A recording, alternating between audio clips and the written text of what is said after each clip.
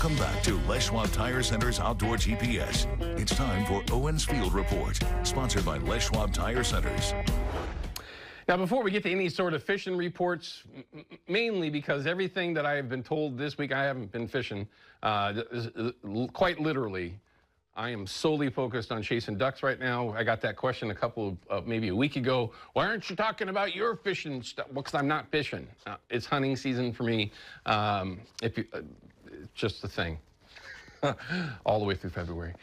Frank is from White Salmon. We're going to take his call in just a little bit. Sounds like Ryan's taking a couple of calls right now. If you're trying to get through, just be patient with them. We're going to take your calls today. So please be patient if you can. But my report, chasing ducks this week, again, it's going to change, and mainly because we got a closure that starts on Monday and remains closed until Thursday, right? So our split that we have every year. So this past week, just warm weather, and really no weather to speak of, no wind, nothing to really make the birds move around. So it was a very difficult week. I was actually able to get out and actually hunt twice. The plan was to hunt 3 days this week. The third day was just spent driving, and I never saw anything. In the end, I headed that way and burned a bunch of fuel and didn't see anything and turned around and went back home. But in the end, I did have one decent shoot. Ended up with 6 ducks there, widgeon. And yes, there is a spoonbill in there, but in my own defense, it was a drake. And they don't get a pass, at least in October. But in the end, Drago had a chance to do a little bit of work. The second day that we hunted, we only got a couple, so I didn't snap a photo before we took off.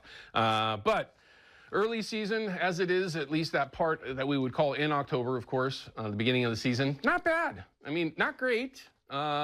Certainly had worse opening weeks of the duck season, and I've had better. But in the end, I'm right at, what would it be? I want to say 28 or 30 total in 5 hunts, so not bad. I'm not going to complain about that. All we can do is hope that the weather actually cooperates all the way through the season, and we're getting some of that right now. But I think the vast majority of folks are really interested in what this rain is going to do to fishing, right? Of course, you got great silver opportunities, fall Chinook opportunities, and a number of different areas. And with this water that's coming this next handful of days, at the very least, is going to be very, very interesting.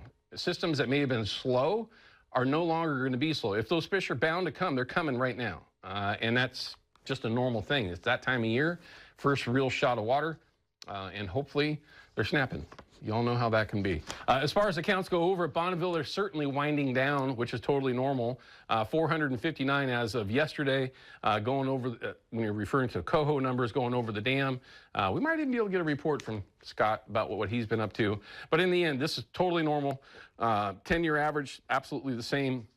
Everything starts to wind down. We'll actually probably take fish counts out of our report segment going forward like we do each year. But at the very least, in the end, it was an interesting 2025, no doubt about it. For some, excellent year. Some would say best year they've had in a long time. And then, of course, some aren't going to say that, but not horrible by any means. Hopefully we can look forward to even better in 2026, not to be too greedy.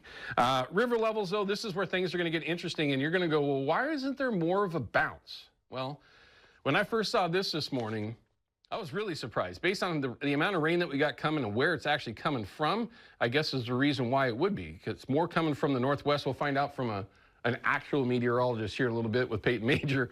But it was interesting that there's not more of a bounce here on the Willamette in particular. Well, when we get to the Columbia, you're going to see that they still, and I left you send an email to Noah, it doesn't go to anybody, I guarantee. But I wanted to find out why they haven't updated. And it's been 2 weeks now that gauge at Vancouver and a couple other spots on the Columbia have not been reporting.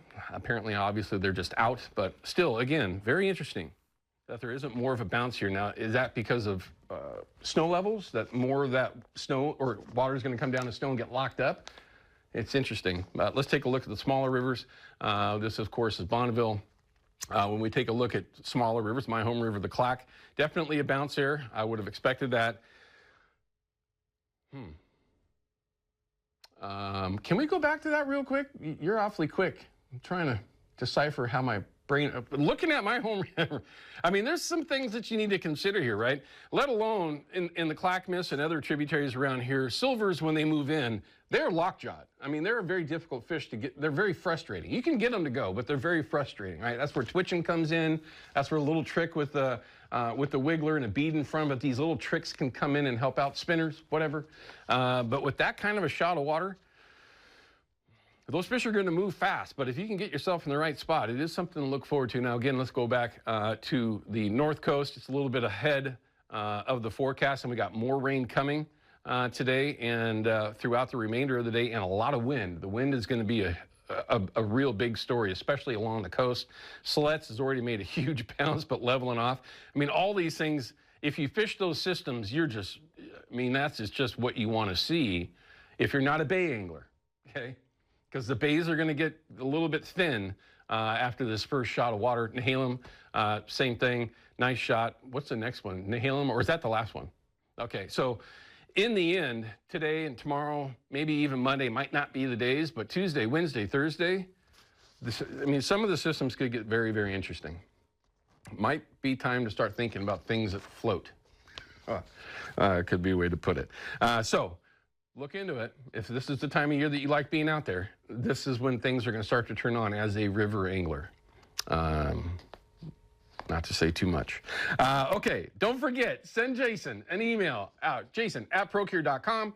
It is a real thing, and you win each week. You have to be entered in once a week in order to be part of it, and every single Monday, the winner is informed that they won that prize pack.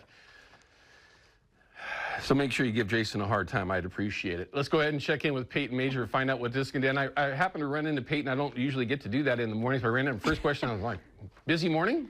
Yeah. This is a busy morning for a meteorologist in Oregon. Yes, got to cover all the platforms too, social, web, whatever. Yes. Owen, one comment about the river levels and, maybe why they're not updating is the government shutdown. I know NOAA and the National Weather Service affected by that, so they are working still, but they've obviously had to lessen their load and really focus on those things that need to be prioritized, which is probably more the rain gauges. You could see observed rainfall. This is across the region yesterday. Several areas over an inch. Battleground, Newburgh, Astoria, just short of 2 inches. Tillamook 2.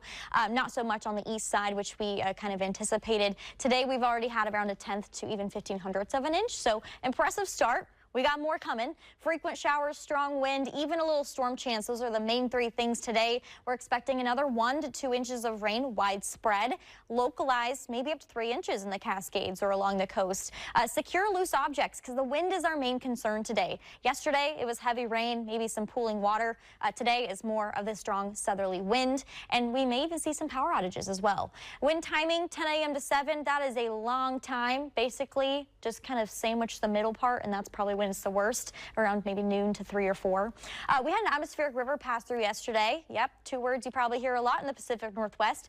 This is not that. This is actually a separate system we knew would be right on the tails of the atmospheric river, and the center of the low is right perpendicular with the Columbia. So this makes for an interesting forecast because all of a sudden the core of the storm where all the energy is where we are going to see the most impacts, which is specifically the north coast.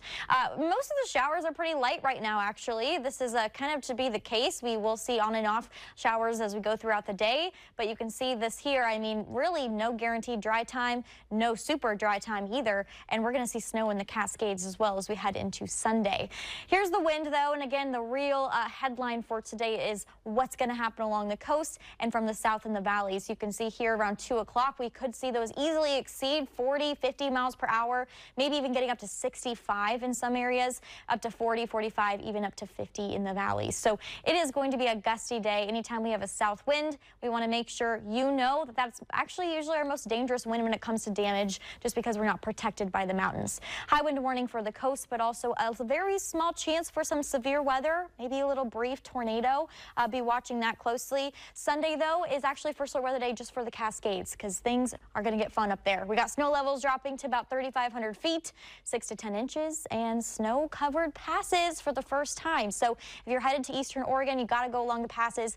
Really be careful because that first snow is always kind of treacherous. I know driving in snow is not an Oregonian specialty usually. No, it's always interesting when you get that first snow going over the pass, because there's a lot of folks that get surprised by it either way, if they're coming from one side of the mountain or the other. So it's great advice to pay attention to that. As always, Peyton, thank you. Thank you. Yeah, isn't that awesome? I mean, it's just awesome. Anytime, especially for us outdoors people, when we got this kind of a change, this is what we've been waiting for.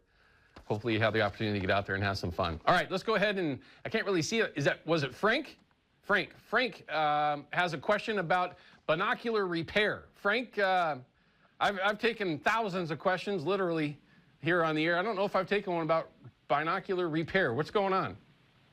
There used to be an individual or a place in Portland that you could take binoculars, like if you dropped them, bumped them, whatever, while you're out and about, and the guy could, like, recorrect them. And I think you might be referring to Ollie Damon's, which is Could be. Was over by the Moda Center area forever. Missed them tremendously, and I say that because they did shut their doors a handful of years ago. So that would be the only recommendation that I would have had. I can't think, and I actually asked Scott this off air here when we saw your phone call come in. I can't think of anywhere locally that either one of us would actually, if it actually exists, would trust to work on a set of binos. Now, it really falls down to the manufacturer that you have, where they're made. You know, that might be the place to start, is to contact whoever actually made what type of binos are they? Bushnell. Bushnell. Well, you know, you can still reach out to Bushnell and, you know, at least ask that question on what might be the best way to do it, other than sending it to them. I don't know what kind of warranties and stuff like that they have available, but that might be the place to start, is just to contact Bushnell directly, let them know what's going on, and for that matter, they might just warranty it and send you a new pair out. I mean, some companies will actually do that. My recommendation in the long run would be look up Leupold, local company, and they always take care of you. But at the very least, that's my best answer for you, Frank. I wish I had a better one. Nope, that sounds good. Appreciate it. You're welcome, sir. Thanks for watching, and thanks for calling up and asking. All right, we're going to cut to a quick break. When we come back, I'm going to have Scott call. We're going to talk about a number of different things, but based on what he set out, like the full display of Brad Wiggler's colors, we're going to start talking a little bit of coho and tributary stuff, and maybe big tributaries. We'll have that in just a little bit. Outdoor GPS is brought to you by Hawken Fishing, perfection in fishing gear, Ocean and the Saltwater Sport Fishing Show, and by Haxton's Canvas and Upholstery, the trusted name of the Pacific Northwest.